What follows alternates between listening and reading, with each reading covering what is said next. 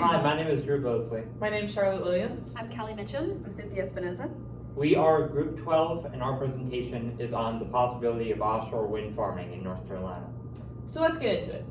Offshore wind energy is a renewable, reliable source of energy that does not emit greenhouse gas, making it extremely eco-friendly. A turbine can cost a small fortune, however, offshore wind farming generates thousands of jobs upon construction. Some stakeholders take issue to offshore wind farming despite its promise because of concerns over environmental impacts on marine life and cost benefit. So how can the U.S. improve offshore wind energy to be more efficient and to mitigate any potential effects on wildlife? How can the United States encourage offshore wind development? But before we can answer those questions, we need to answer how these wind turbines actually work.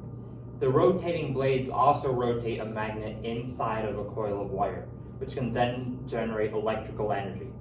That energy is then transferred through a cable which is located under the seabed to an onshore energy substation. At that substation, that energy can be converted to whatever format is needed to fit the existing electrical grid.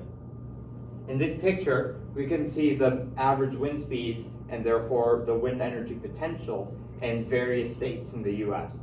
As you can see, it's typically higher in the north, such as New York, Pennsylvania, and Oregon. However, it is still quite high in both North and South Carolina.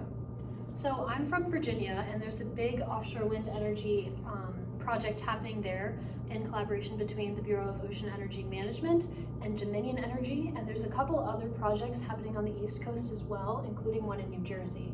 So it's about time for North Carolina to get in on the action. Executive Order 218 was issued in 2021, and it pledged to commit nearly $1.5 billion to a target of 3 gigawatts of offshore energy in North Carolina by 2030. Offshore wind projects in North Carolina are expected to create a $70 billion supply chain and thousands of new jobs during the entire construction process. One unique concern for North Carolinians in regards to offshore wind construction, other than those that Charlotte mentioned earlier, include the coast's vulnerability to hurricanes. However, an NC State University study concluded that the benefits of having offshore wind during extreme weather events could actually outweigh the risks, which is a testament to the potential value of it here in North Carolina. We are aware that there are some concerns over the offshore wind farming, so we thought of some possible solutions. Firstly, it's important to understand that wind turbines are not a new concept. There are currently 2 in the United States that produce 12 and 30 megawatts. We need to be more proficient in educating the general public as well as stakeholders on the potential of wind energy.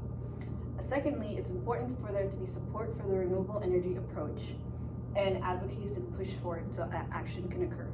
More government subsidies should be given to improve offshore wind development. And then thirdly, scientists and government agencies should continue to invest in the further innovation of wind turbine technology as well as lithium battery storage to improve the industry. Here we can see a picture of a bubble curtain, which releases small bubbles that will break down sound in waves, acting like a barrier to minimize noise pollution, which can help minimize any damage to wildlife. In conclusion, offshore wind farming is an incredibly realistic solution to one of North Carolina's, as well as the nation's, biggest problems. If properly implemented, it could provide a large surge of energy to not only North Carolina, but the surrounding states as well. Thank you.